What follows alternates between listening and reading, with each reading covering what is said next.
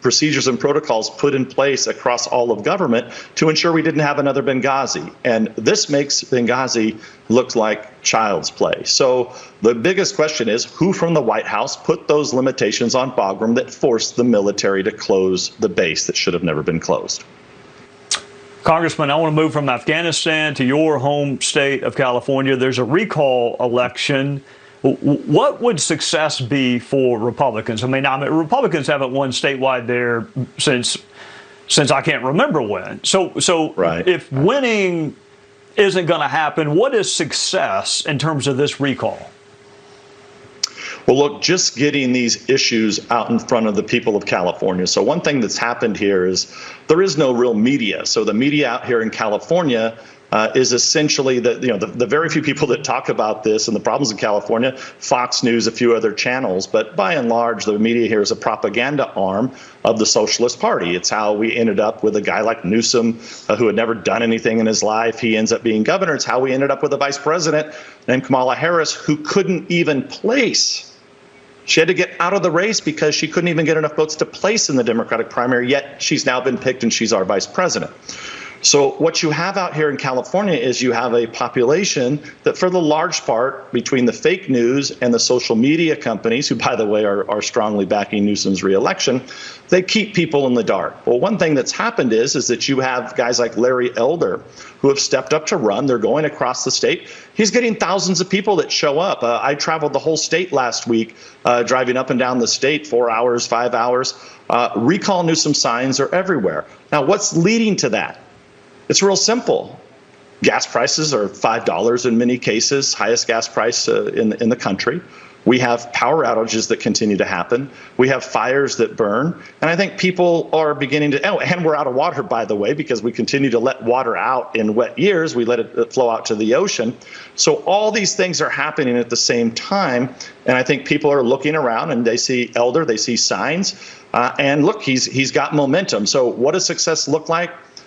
Every individual, every soul that we can reach in this recall election to point out the problems that socialism has caused in California, I think is a victory. And the fact that look, they'll probably, my guess is the Democrats and the Socialist Party will probably spend somewhere between $100 and $200 million to try to pull Newsom across the line. And the fact that they're so concerned, we have Harris, supposedly Biden's coming in, they're in real trouble. And I think if Larry Elder gets within, or if the yes vote gets within 3 or 4 or 5 points, I think it's going to be a earthquake, so to speak, a California earthquake that will spread across the country. And my God, if we pull this off and Newsom is recalled, it sends a hell of a message. But look, there's a lot more left-wingers out here in this state than there are Republicans. But the fact that this is a close race, I think, means something for the rest of the country.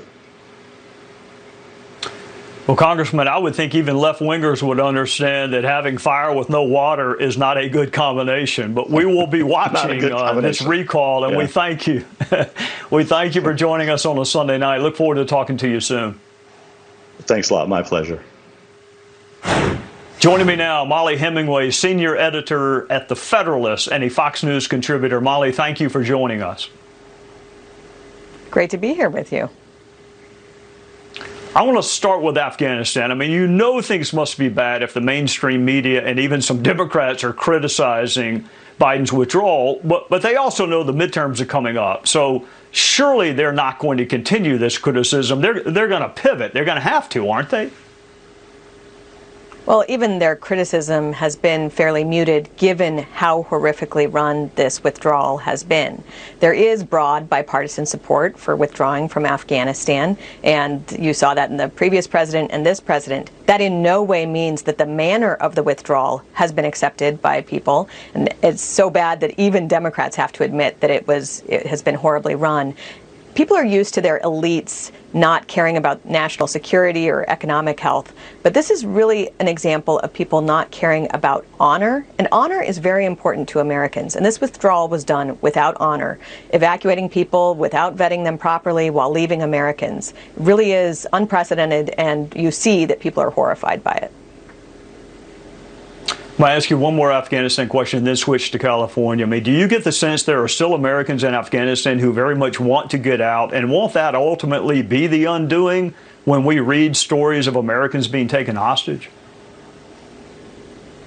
You pray that that won't happen, although already we had with this week reports of the Taliban not letting planes leave and finally being allowed out, and you're wondering what exactly the Biden administration did to accomplish any departures from Afghanistan.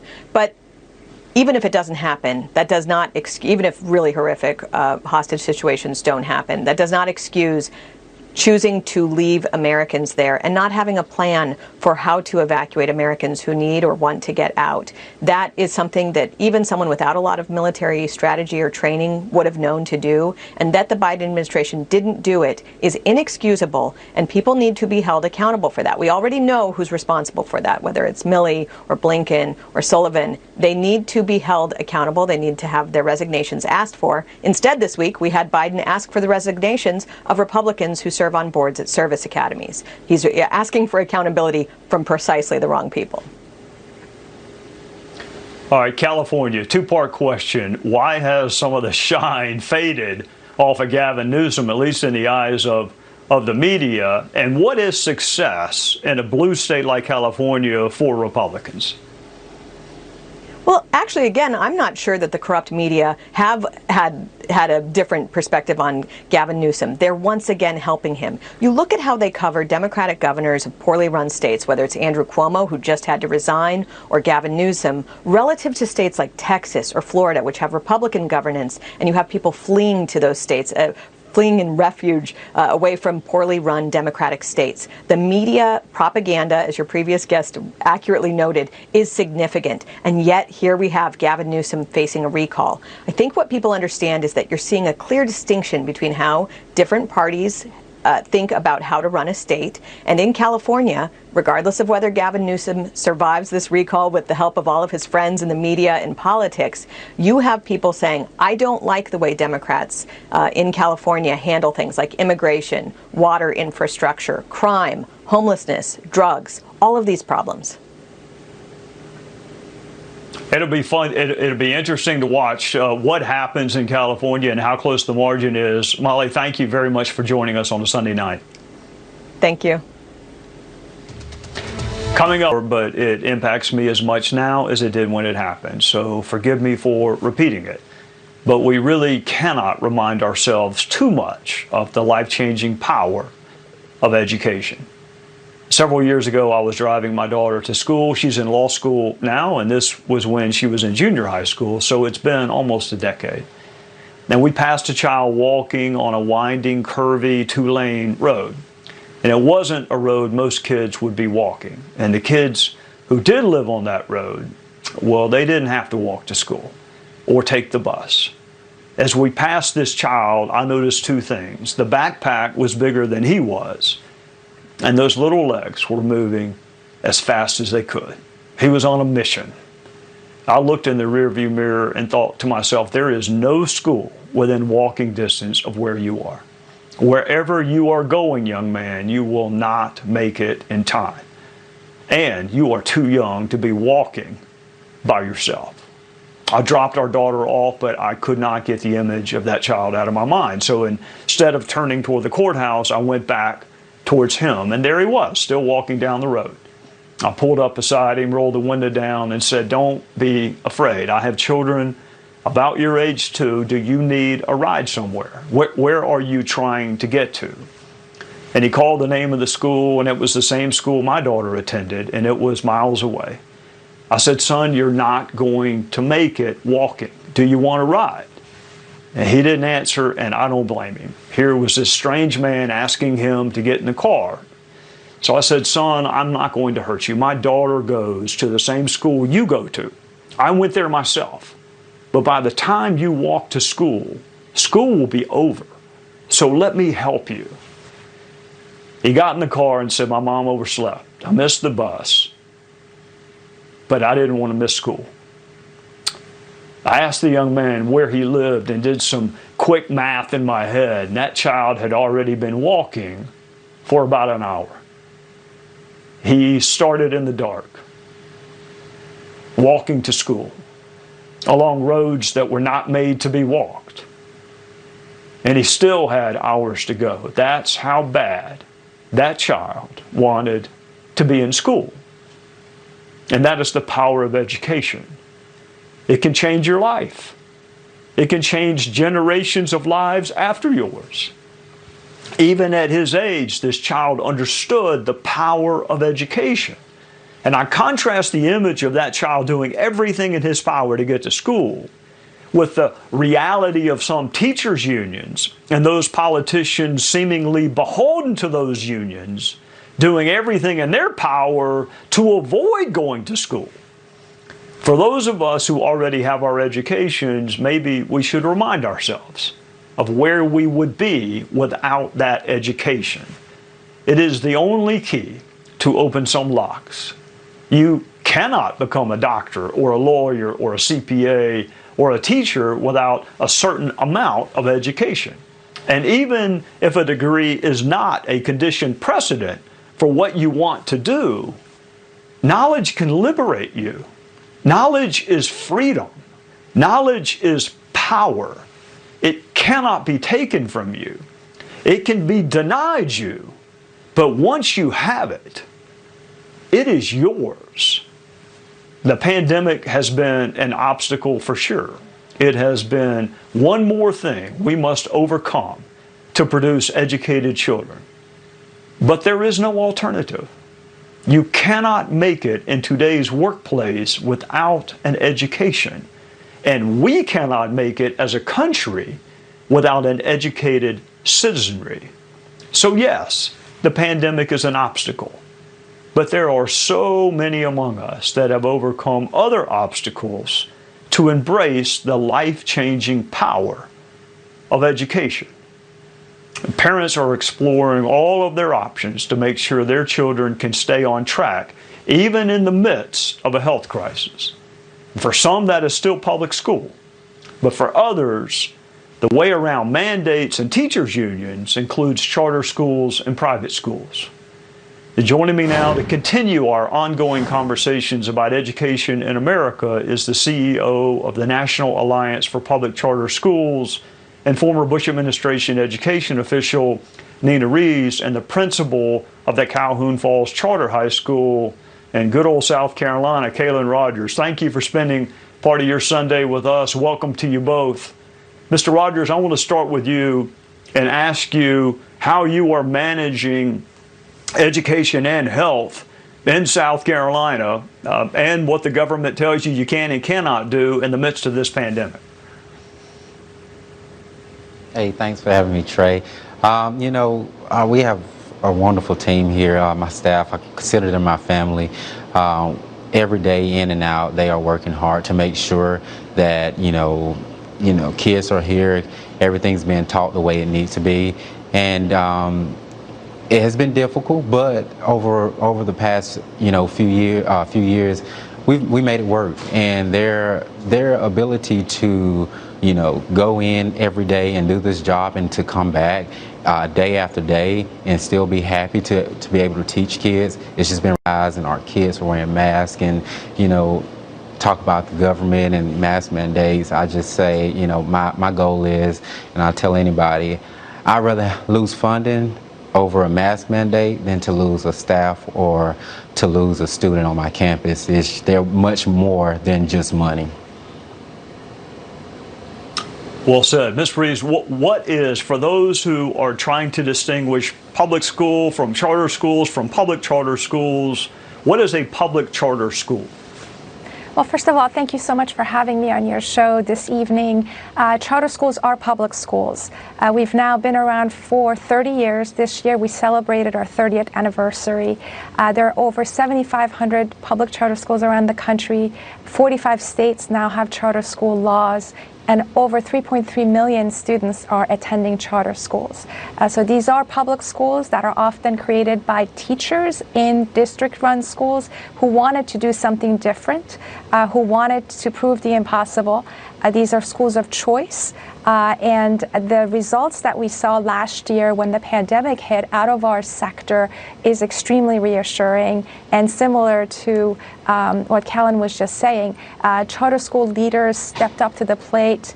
They used the freedom they had to move money around, the flexibilities they had around rules and regulations to make sure that they were offering remote learning as soon as possible to the families who were sending their kids to their schools. And in many instances, they also went above and beyond the call of duty in order to make sure that other public schools were benefiting from what they had to offer through open source content. There are networks out of New York like Success Academy, Uncommon Schools, Achievement First, and KIPP that made everything that they had to offer online to anyone who was interested in pulling that course content down. So we're very excited about the accomplishments, certainly of the last year and over time, in terms of serving the needs of the families we serve. Mr. Rogers, I want to let you take us to the break by extolling on the power of education to change lives. Do you have a story that you're familiar with of the power of education to change lives? Oh yeah, personally for myself, you know, I actually went to school at Calvin Falls, and I really wanted to be in journalism when once I graduated, to go to college and major in journalism. But my 10th grade PE teacher changed my life. You know, she's my track coach, PE teacher, and did all sorts of other things at the school. So once I took PE in 10th grade, that totally changed my outlook. Said, hey, I want to do exactly what you're doing. I want to mimic what you're doing. And you know, in 2016, I graduated from University of South Carolina Upstate as a PE teacher, and went into teach and coach, and did the same thing that she did. So it definitely is a powerful statement that education definitely helps a child. And you know, I look at some of my former students who are majoring in education, and they say, hey, if it wasn't for you, I wouldn't be going this route to going to school. So I just want to, you know, thank you for helping me get to that next route by just showing me that there's a way. Well, to both of you, I will say this. I've said it before. If you want to change the world, don't go into politics. Go into education. Teach people. Thank you both for what you do, and thank you for joining us on the Sunday night. Thanks for having us. Thank you. Still ahead, House Democrats have issued requests for preservation for the records for House Republicans investigating political opponents.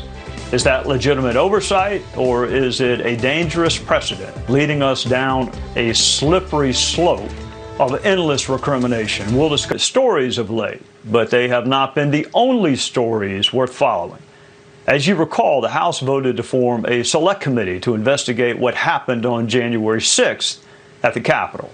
The Democrats control that select committee, which means they set the rules and the agenda. And those House Democrats have issued requests to communications providers seeking the phone records of some Republican members of Congress.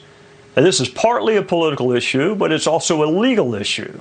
And it may turn out to be a historical issue, too.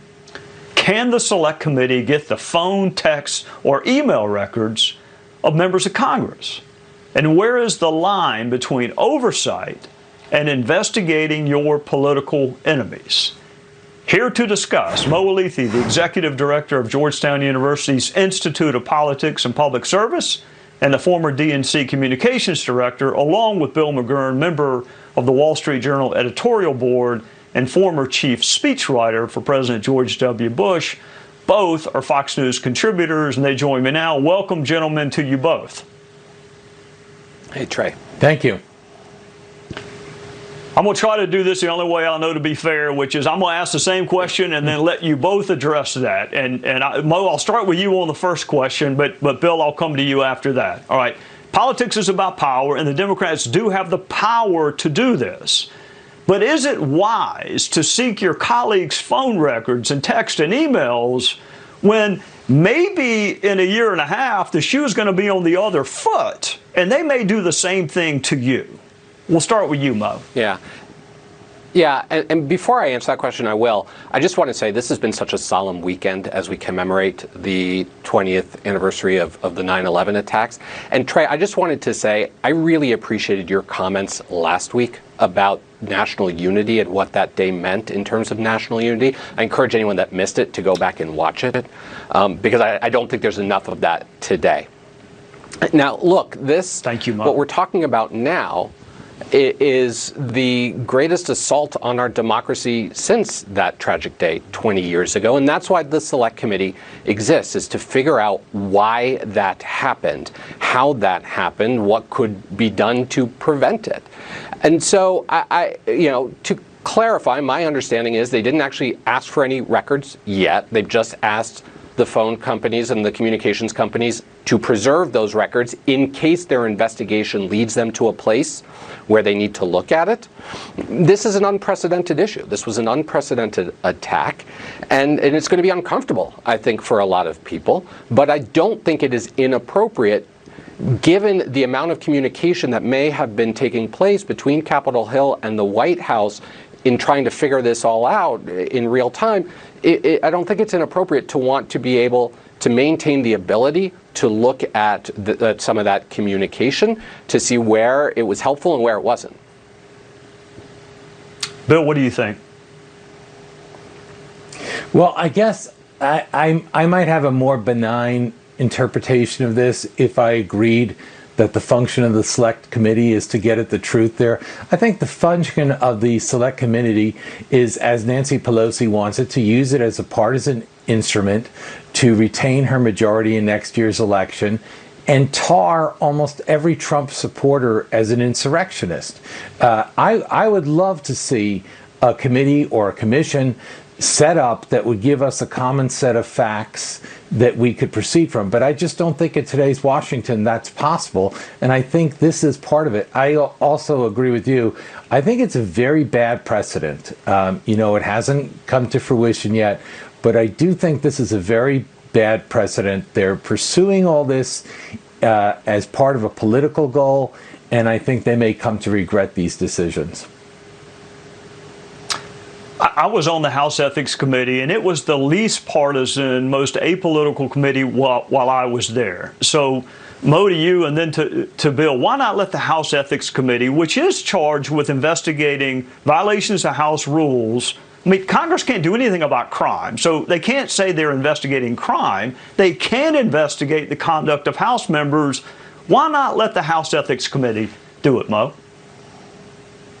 Well, I don't think this is just about the conduct of House members. Maybe there are some House members whose actions that day deserve investigating. But this is about a bigger assault. I disagree with Bill. I don't think this is about tarring all Trump supporters as insurrectionists. I think it is trying to figure out how the insurrectionists who were there that day got there, what got them there, how this was allowed to spiral out of control. That's bigger than just an ethics committee investigation. And so that's why I think they need to approach it a little bit differently. I'm with Bill. I really wish this was even more bipartisan commission than it is now. I wish that when one was proposed, the Republicans had participated in that. They would have had equal numbers, and it would have taken away some of these concerns, but they chose not to. And so, they've got to look at this in a way that maintains a level of bipartisanship, but gets to the truth. Bill, I'll give you the last word. Yeah, I would love to have a degree of bipartisanship. The reason they refuse is they don't trust Mrs. Pelosi. I do think her intentions are clearly political. She's used commissions before for this. I think we've heard from the FBI, right, that they didn't find quite the coordination that people thought for 1/6. I think this is a political issue. It's a sad commentary in the state of Washington that we can't do things in a bipartisan way. And I do believe the Ethics Committee could handle it. It should always raise suspicions when you go outside normal procedure. And I think that's what we're doing here. Gentlemen, thank you both for your expertise and your perspective, and thank you for coming on a Sunday night. Zantac 360. A danger to America? I think our greatest national security threat, at least in the short term, is Joe Biden. Major League Baseball. It was a beautiful moment. Yeah. Well, and, you know, there is another thing that there was a cat ding. Classified report yesterday afternoon, 2 decades after 9/11. Families of the victims said that they did not want President Joe Biden attending the many events commemorating those killed during the terror attacks unless the administration declassified that information. And Biden did so by executive order. The first report is 16 pages. It details the 2015